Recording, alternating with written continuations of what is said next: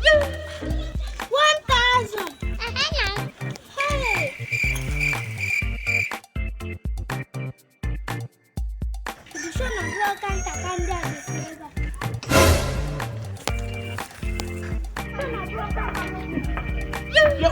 Beba. Listen. Listen now. What did you go in Misro? Could you go now? So, Nick, Charana, those Sega, and Mad Biapi Korea, the Jiro Agua Wego. Yamnaka, to talk one Nagotane, and Mr. Tanara, Imana, more good for my brother. He never now go.